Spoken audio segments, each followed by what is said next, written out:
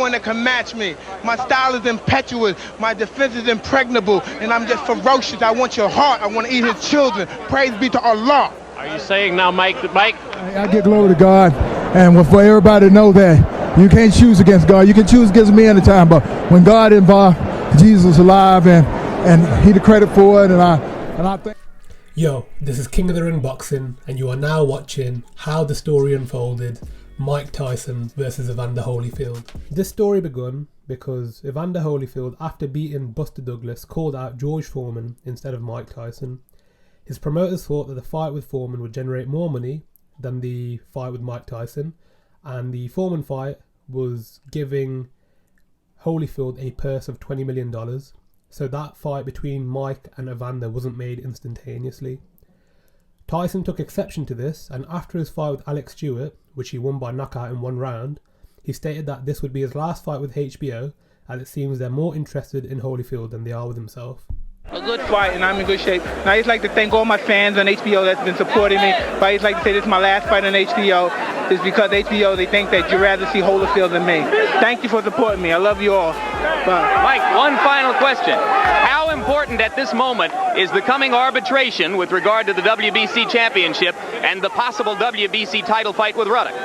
Well, it really don't matter as long as I can fight for the title. I love to fight Ruddock. I want to show everybody he's not the baddest man in the world they once said he is. Would you rather fight the winner of Foreman Holyfield? Excuse me? Would you rather fight the winner of Foreman Holyfield? I would fight anyone. You know what I mean? But I'm fighting for the moment. It looks like Ruddock might be in the wings, and I'm looking forward to fighting Ruddock. Can you elaborate on why you feel you've been treated unfairly by this network, which will state that it has two offers on the table for you for long-term deals? I have no comment. I don't want to talk about it. After this, Mike Tyson fought Donovan Razor Ruddock, which was controversially stopped in the 7th round. Meanwhile, Holyfield was yet to make a title defence. He claimed that he did want to make the fight with Mike Tyson, but did not want to lose the money on the table for the Foreman fight in case he lost to Mike. From an objective standpoint, this made sense. Foreman was an old man going into his 40s, whilst Holyfield was in his prime.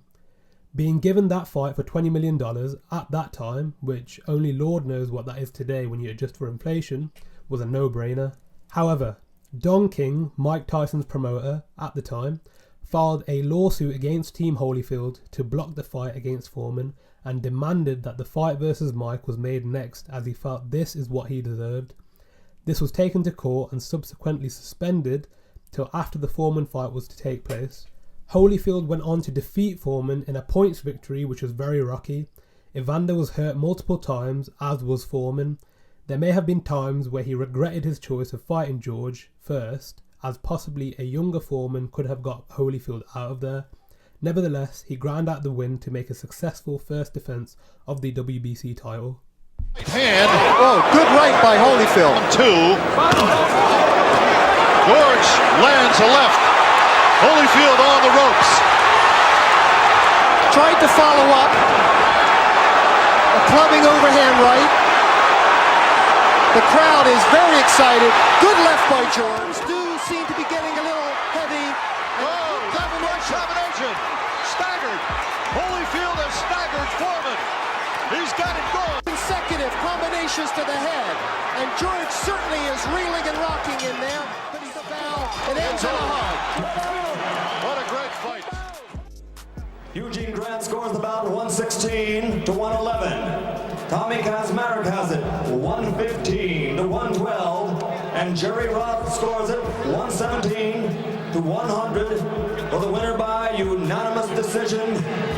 And still undisputed heavyweight champion of the world, the real deal, Evander Holyfield. Tyson's career went on, and he had a rematch with Donovan Ruddock, getting a unanimous decision over the Canadian. Fans were now crying out for a fight between Holyfield and Tyson. Don King was yet again involved in the trash talk after the fight, saying that Evander was an Uncle Tom several times and described Holyfield's decision to have white people in his team in regards to coaching and promotion as bearing the wounds and scars of slavery. With tensions running high, a deal was struck between the two parties for the bout to take place on November the 8th, 1991. with the payment of the fighters looking to break the record of previous fighter purses. And then, just as the touted biggest fight of all time was due to take place, on September of 1991, Mike Tyson was indicted on a charge of rape. With the pending court case set for February of 1992, the fight still looked to go ahead, as it was set for November. Change of champion this year in boxing. The biggest story by far did not take place in the ring.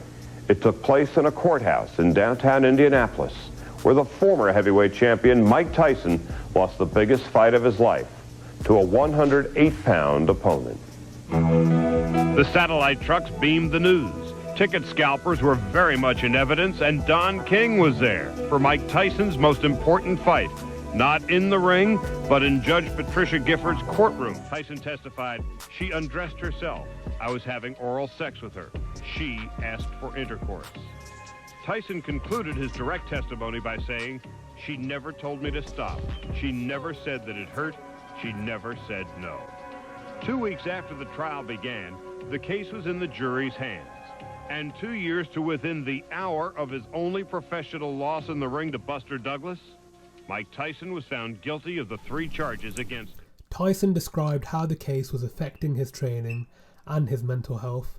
He stated that he started eating a lot and his heart wasn't in the training. A few weeks into the camp and he tore a cartilage in his ribs, and doctors recommended that he postpone the fight until he was fully healthy. Instead of waiting around for Tyson, Holyfield went ahead and fought Burt Cooper instead on November the 23rd, 1991, and stopped his opponent. But it wasn't plain sailing. Cooper would be the first man to send Holyfield to the canvas, which stunned the boxing world as Evander was a favourite going into the bout. He went on to stop Cooper in the 7th round, but questions were being raised about his punch resistance and how it would fare against a ferocious puncher like Mike Tyson. Tyson claimed that if the fight had took place at the time it was supposed to, then the outcome would have been a victory to himself via a stoppage. Eventually, Mike Tyson was released from prison in 1995 after serving just 3 years of his prison sentence. In the same year, Evander Holyfield returned to the ring after a brief retirement in the aftermath of losing his titles to Michael Moorer. His year absence was due to a misdiagnosis of an irregular heartbeat, which fans till this very day debate the reason for. Some allegedly claim that the reason for the absence was because the former cruiserweight was taking performance-enhancing drugs. Holyfield returned to the ring, beating Ray Mercer via a majority decision. In the same year, Mike Tyson also returned to the ring against Peter McNeely. The fight, which is now famous for McNeely trash-talking prior to the fight and then consequently getting stopped 89 seconds after the first bell had rang. Here we go. And McNeely, as advertised, comes right at Mike Tyson. Down goes McNeely. Seconds into the first round.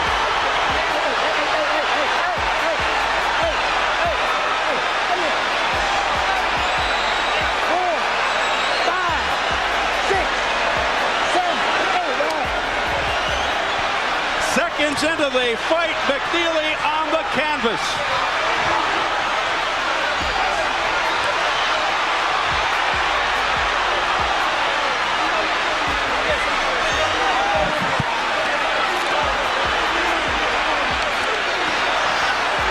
With McNeely pounding away, Mike Tyson going to the uppercuts on the inside. Tyson seeming to just hang back there waiting for that one shot.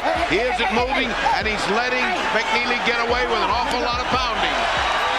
1 minute gone by. McNeely's already been down. I'll tell you what, Steve. Nothing but brawling. McNeely's giving a good account of himself already. Knock that shit off. Come on. Let's go.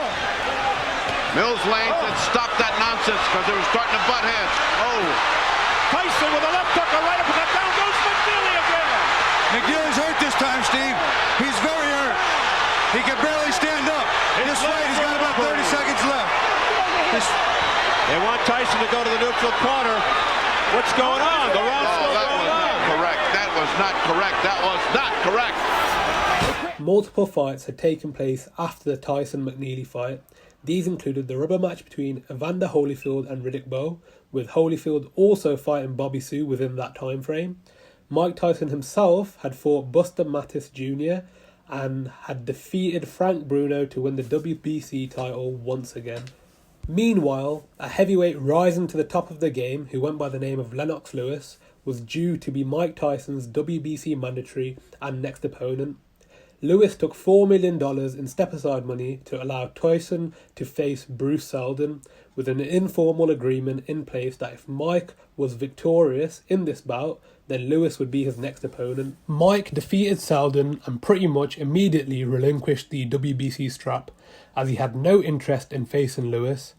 After picking up the WBA belt in the Seldon fight, he was still a title holder, so could afford to do this and bring a title to the table for the most anticipated heavyweight fight of the decade versus Evander Holyfield. Negotiations took place, with the major sticking point being that Don King was demanding, if Evander beat Mike, that he should have a right to promote Holyfield in the aftermath.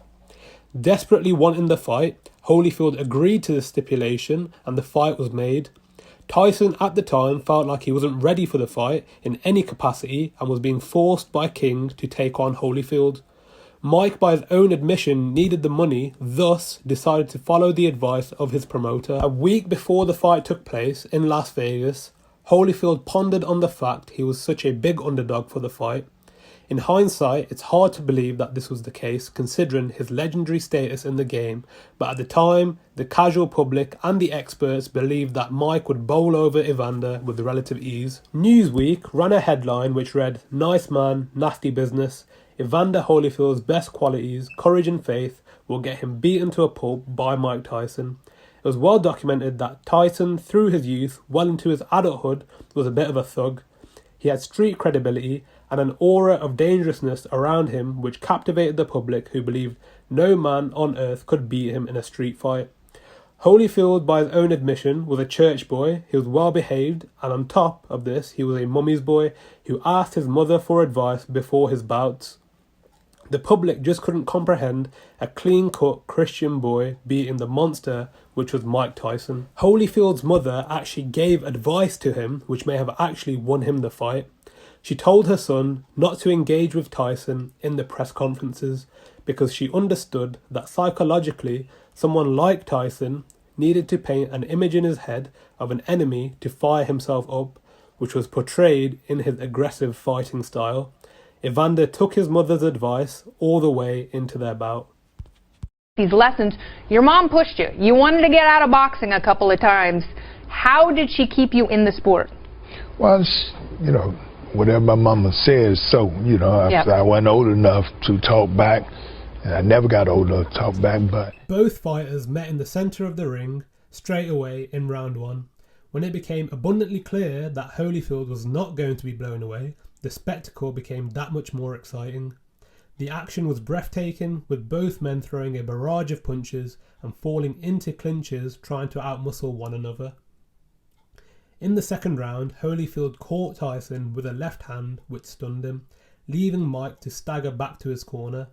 The fight went 9 more rounds before the referee eventually stepped in and stopped it in the 11th, when Evander was teeing off on Mike a minute into the round. Tyson in the aftermath stated he couldn't remember any of the punches he took, claiming that he had blacked out during periods of the fight. Both fighters had seen the fight play out in different ways. Mike claimed that a body shot in round 1 made Evander Holyfield scream, and he was sure at that point that he was going to win this fight. In the second round, he said he realised that Holyfield was boxing dirty, hitting him with the headbutts in order to soften him up for the punches that Holyfield was throwing. The punches being thrown weren't felt by Mike, and he stated that he blacked out several times during that fight, with the only thing keeping him up being adrenaline. Every time he went back to the corner, he couldn't hear a single thing. He could not remember being there. We'll see if he's overly cautious. And as expected, Mike Tyson comes out fast.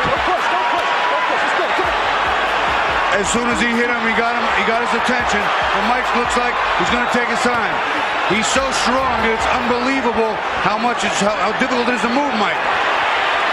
Let go of there, let go! How will Holyfield respond to these early brawling tactics? A straight right hand, a quick right by Tyson. Tyson then with a left uppercut. The crowd behind Holyfield. Evander settling this down to more of what he wants, a sort of boxing match rather than just these big slugging. Holyfield comes back with a left hook. Holyfield with a combination to Tyson's head. You know what? There you saw Evander Holyfield throw a nice body shot. Holyfield's coming close a lot. We've been wondering. Oh, a straight right hand by Tyson that landed. But Holyfield getting the better of that duel. Overall strength is going to be a big factor with this type of fight too. Evander can't keep wrestling with Mike all day and still be effective enough and strong enough later on. Badly, or they let him have some in a round. Good combination, fast, out-slicked him. Quickly tying him up as he comes in. Straight left hand there by Tyson, but a glancing blow. Back comes Holyfield. I think Tyson's got to get back into his rhythm again. Evander Holyfield is disorganizing Tyson. He's keeping him out of his attack. That hurt. It was a right uppercut to the body and left hook to the chin. I'll tell you what, that got Evander's attention and good. Tyson unleashing uppercuts to the body, digging to the chin. It startled Holyfield. It sends him back a bit. To the body. Punches here by Mike Tyson. Left uppercut that sent Holyfield backpedaling. But Tyson's force, the force of his blows is shaking. Holyfield turned on by the crowd. Less than a minute in round 6. Holyfield's closing this round like a champion, like the overachieving warrior that he is. Oh, down goes Tyson. A left hook. 3, 4, 5, 6, 7. That was a body shot. I think he was a little more balanced. Note the time. 35 seconds left in the 6th.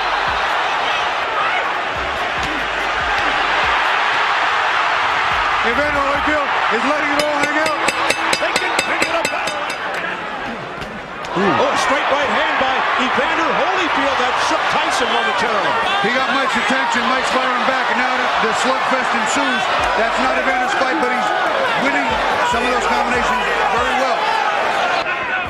Mike is getting to that little level where he might need a knockout. I don't know what the judges are looking at. I don't know how much they give a favorite immortal-like fighter like Tyson's becoming, but I have him ahead by so much. I have Evander ahead by so much that it's getting to the point where either he gets a knockout or he's going to win this fight. A right hook followed by a left by Holyfield, and countering with a combination is Mike Tyson. That left hook, which is usually lethal, being guarded beautifully by Holyfield. See, I've got him ahead by 3 rounds. You can only get a draw. Tyson missing, and Holyfield countering with a right uppercut. First real signs of weariness on Holyfield. First real signs. Oh, a straight right combination by Holyfield. Holyfield looking to air it out. Holyfield's unloading now. He's taking a shot. He's going for it. Oh, Tyson's in trouble. Holyfield smothers Tyson. Looking to put Tyson down and end the fight. Tyson is not in trouble. He's saved by the bell. Mike is out on his feet. Be careful here to hold on, but he has fought a perfect fight. No matter what happens from here on in, we are looking at a sports legend in the purple trunks, Evander Holyfield. Holyfield continues to dig in. A left hook to the head. He's got Tyson in trouble. Tyson's ready to go.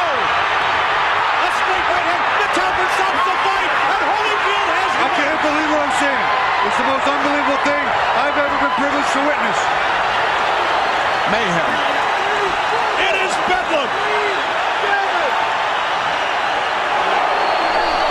To contextualize how big of an upset this was at the time, Ring Magazine had named this fight Upset of the Year and awarded Holyfield with Fighter of the Year for 1996. In spite of this, Holyfield wasn't getting the credit he deserved, and claims were made that he must have been on steroids in order to defeat Tyson. This prompted Evander to release the drug tests he took before the fight, with him asking when he will get the respect he deserved.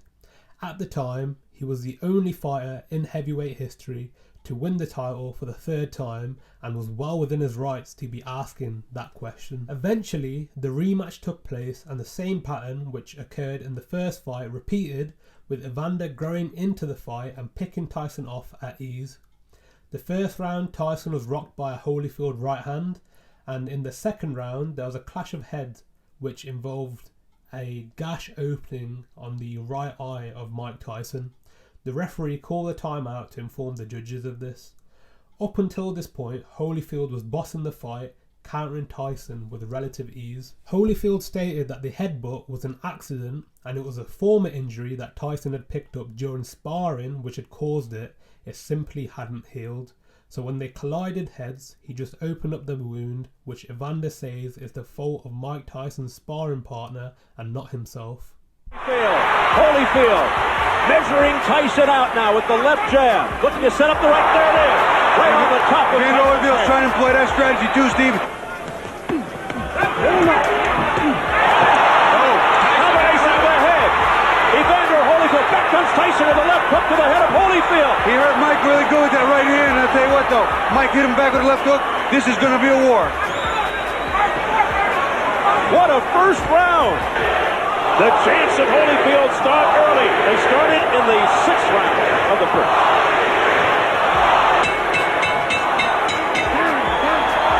Bad intentions on the punches from both fighters in round 1. Again, more head movement from Tyson. Something we didn't see in the first fight. He looks over to Mills Lane. There's a cut around the right eye of Mike Tyson from a clash of heads, I believe. That's just what happened, and Mike said, what about this fighting? What about this head? If an accidental foul occurs before the end of the 4th round, the fighters ruled a technical draw.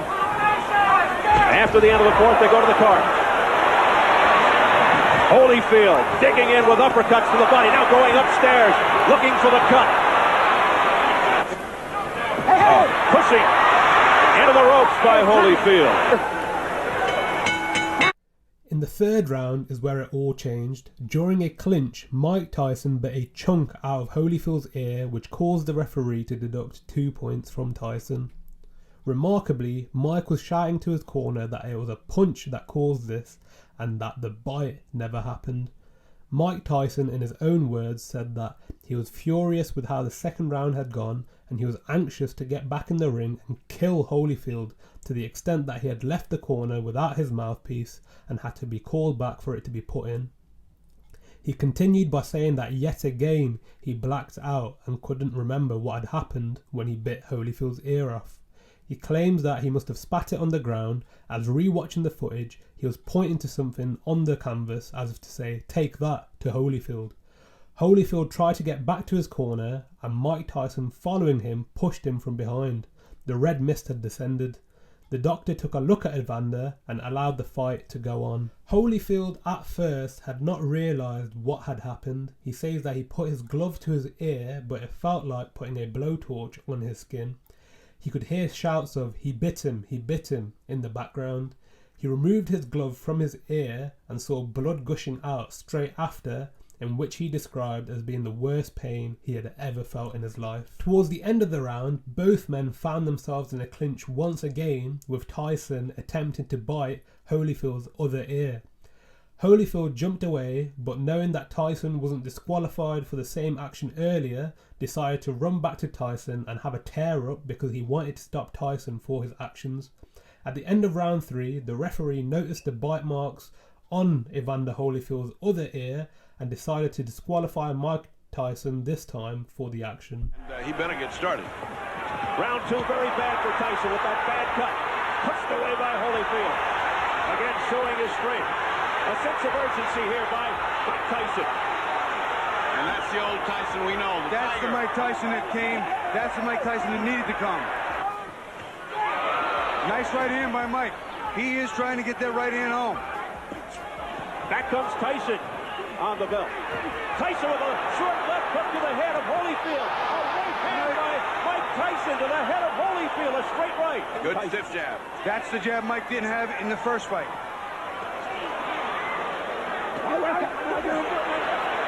What happened here? He got bit, I think. Evander Holyfield, look out, he's pushed right here above us by Tyson. He got bit in the ear. Oh my goodness, he's got a bloody right ear. Holyfield bit by a dirty Mike Tyson. I can't believe what I'm seeing. Well, first he had a parachute drop on him, now he had a heavyweight bind him. I wonder if we can get that on tape. Biting Holyfield in the right ear. reaction. Well, and that hurts like hell, but he certainly had a big bite. And it's a dangerous bite. Oh, disgusting tactics here by Mike Tyson.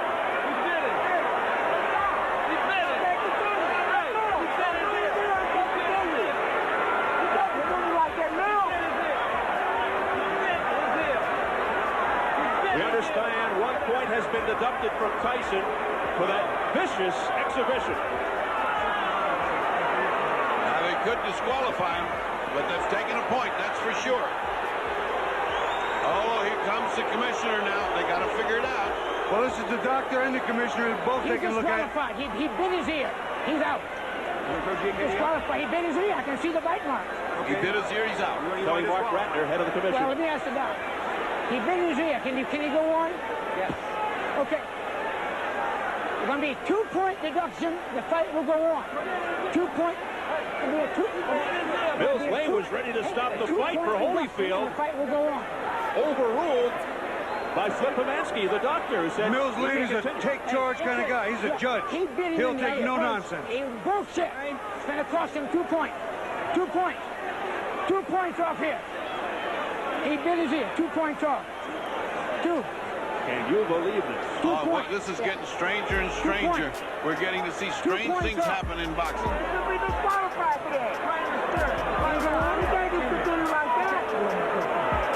go back to the change of referees. I wonder how this would have played in Mitch Halpern's eyes. Oh, my goodness. That's a thought, Bobby. You got a big, tough judge here. Major controversy here in round 3. A very angry Evander Holyfield now. A left hook. You know, it's funny. Mike was having his best run. He did it again. Mike Tyson has bitten Evander Holyfield for the second time, and it is all out war. I saw that one. That was right clear. It's a miracle he didn't get bit back. I'll tell you what, this is unbelievable.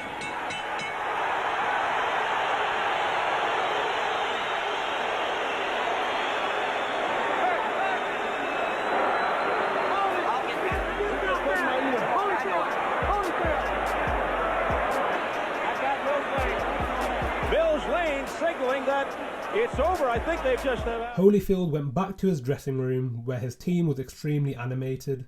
Being a religious man, he silenced the room and decided to lead a prayer where he forgave Mike for his actions in the hope that it would have a calming effect in the others, which it did. In the ambulance waiting to go to the hospital from the arena, a man approached Holyfield as the ambulance doors were closing. He asked, "How you doing, Holy?" To which he responded, "Still champ, ain't I?" Before being driven off to the emergency room, never to fight Mike Tyson again. So ladies and gentlemen, that is how the Mike Tyson and Evander Holyfield story unfolded. Leave a like and comment below what other fights would you like me to make a mini documentary about. I'm going to turn this into a series, so should upload a video like this probably bi-weekly, more than likely. But yeah, obviously subscribe, share this video, and obviously the more traction this video gets, I might even upload one of these weekly, depending on how much traction the video gets. So yeah, it's King of the Ring Boxing. I'm out.